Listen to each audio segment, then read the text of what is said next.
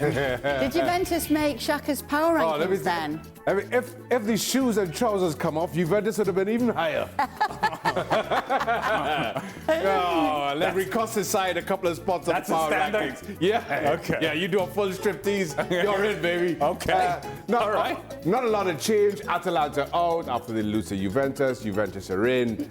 After that, it's just juggling. You know, PSG just has a way of breaking your heart, and then kind of giving the news that Kylian Mbappe this week, even though they won in the league on the weekend, they down one, PSV go up.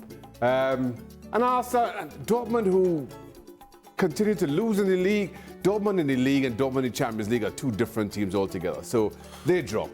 That's about it. That's as good as it got. Not a lot of movement in a quietish week for the. Can I ask you a question? Sure, you can. So why is it that your voice goes very low when you're talking about PSG? Because PSG is just heartbreakers, man. They promise so much and deliver so little, and it gets me angry. Okay.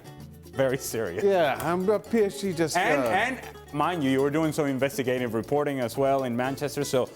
The fact that you're putting together a power ranking is something that we should all appreciate. Between fixing roofs and doing power rankings, I've been busy this week. I would like to investigate why, for a second consecutive week, Fiorentina, a finalist this season, have not made it into Shaka's power rankings. Fiorentina 7th in Serie A. They can't be it. I'm sorry. Nedum, any problems with Shaka's power rankings? He made an argument for a 7th place team? Yeah, who's made a final? In the Europa Conference League Final. Doesn't even know the name of the final. The Conference League Final! No, honestly, it's just great to be on every time the power rankings come in. It's just great to be on. You know, you can just imagine the engagement. I can hear people point at their screens saying this is ridiculous, but they're all wrong, Shaka, because you've put in the formula and this is the outcome. And even a team like Arsenal can win a game and still drop back 2 positions. It all makes perfect sense. All makes perfect sense. What I found passive aggressive is what that was. I ain't worried with Nedum and his passive aggressivity. You can't argue with science, Nedum. That's what I've found. Don't argue with science. That's science. You know, I have noticed though that Nedum has been passive aggressive throughout the show.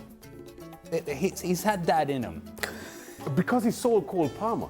He's still, everybody's upset with him for selling Cole Palmer. Yeah? He was the one. He was the one. Okay. It was his fault. So now he's trying to defend himself. Now every time we ask him about Manchester City, it's like, why are you asking me about Manchester City? All right, fine. I didn't do that. Ask me about Manchester City then. Wasn't me. I don't know. It's not having ever. But if you ask him about the championship, he'll tell you, 10 years ago, when I was at QPR. We beat Wigan. We stomped all over. We were all over there. Nedum will be getting asked a lot. I'm just patiently waiting for somebody to ask me who's top of the Western Conference in MLS. And then we can talk. I'll leave that one there. Thank you very much. You're going to keep on waiting.